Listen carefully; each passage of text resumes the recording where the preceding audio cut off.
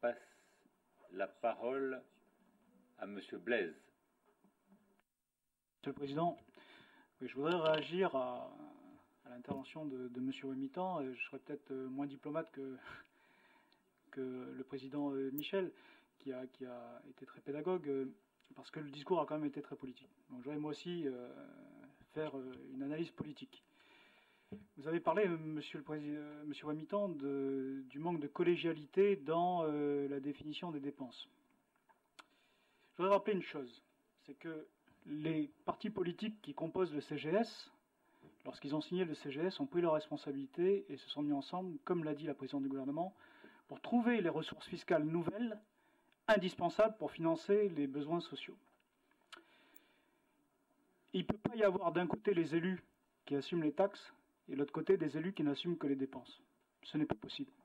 Les élus du Congrès doivent assumer les deux. C'est-à-dire que notre responsabilité, lorsqu'on discute du débat d'orientation budgétaire, c'est de trouver à la fois les recettes et de contrôler les dépenses. C'est important parce que les mesures que nous avons prises, ces mesures fiscales, sont des mesures difficiles, qui ne sont pas populaires, et qui, à mon avis, engagent la Calédonie sur un chemin qui peut devenir dangereux si à un moment on ne s'arrête pas dans la pression fiscale. On a l'exemple sous les yeux de la métropole. La métropole, c'est l'exemple à ne pas suivre. C'est-à-dire l'alourdissement de la fiscalité jusqu'à un point où l'économie s'effondre, où les gens partent. Ce n'est pas ce que nous voulons en Calédonie. Et donc, le gouvernement, aujourd'hui, essaie de nous expliquer que, malgré cet effort supplémentaire qui a été consenti, eh bien, si on ne veut pas faire s'effondrer la machine économique calédonienne, il va falloir faire autre chose, c'est-à-dire maîtriser les dépenses. C'est la démarche qui est engagée et qu'on ne peut que soutenir. Pour être dans cette logique de maîtrise des dépenses, il faut d'abord avoir des outils de reporting. C'est le sens des remarques que j'ai faites, c'est qu'on ne peut pas analyser l'évolution des dépenses uniquement sur les photographies. Il faudra, pour bien préparer le budget primitif, avoir des analyses historiques qui nous permettent justement de dire où ont eu lieu les dérapages tout au long des 5 années écoulées et où devra porter l'attention des élus pour voir quelles sont les dépenses qui ont dérapé et point par point, regarder la pertinence de la dépense publique. Donc vous voyez, on est très loin d'une logique de nouvelles dépenses, une logique où le politique doit l'emporter sur le comptable. Malheureusement, la réalité nous a rattrapés et aujourd'hui, la responsabilité des politiques, c'est de devenir des comptables.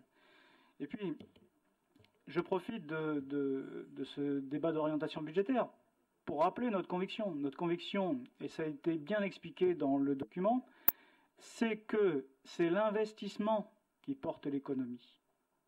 L'argent ne vient pas de nulle part. La Calédonie est un petit pays de 260 000 habitants qui a eu une prospérité insolente au moment où le monde était dans la crise internationale parce que nous avons eu 2 projets importants miniers. Ces projets sont terminés et aujourd'hui il n'y a pas les relais d'investissement privé. Ces relais d'investissement privé, si on traite les gens qui viennent investir dans notre pays d'envahisseurs, d'immigrés, de gens qui viennent nous voler nos emplois, ils vont aller envahir avec leur argent ailleurs. Donc tout se tient, c'est-à-dire que le discours xénophobe, je m'excuse, mais c'est la réalité. Il sabote l'économie. Il sabote l'économie. Alors quand on demande le bilan de l'immigration en Calédonie pour voir ce que ça a apporté à la société, moi j'ai aussi envie de demander le bilan du rééquilibrage. Parlons des chiffres. Je suis intervenu à la province sud pour dire pourquoi on voulait une meilleure répartition des revenus de la fiscalité. Je rappelle des réalités. Les recettes réelles de fonctionnement 2013. Province Sud, 280 000 francs par habitant. Province Nord, 641 000 francs par habitant. Province des Îles, 900 000 francs par habitant. Et l'IOM elle-même le dit, en province des Îles, moins 3 500 résidents en 13 ans, soit un habitant sur 7. Donc s'il doit y avoir un bilan, on peut d'abord commencer par le bilan du rééquilibrage. Voilà. Mais le but de mon intervention n'est pas évidemment de dire que c'est la faute des uns ou des autres. Le but de mon intervention simplement c'est de dire ne nous trompons pas de combat. Le combat aujourd'hui c'est pour assurer la défense du confort matériel, du bien-être des Calédoniens.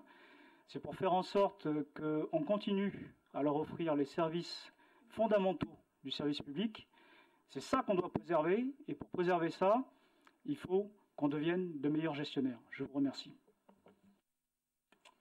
Je vous remercie, monsieur le conseiller Blaise.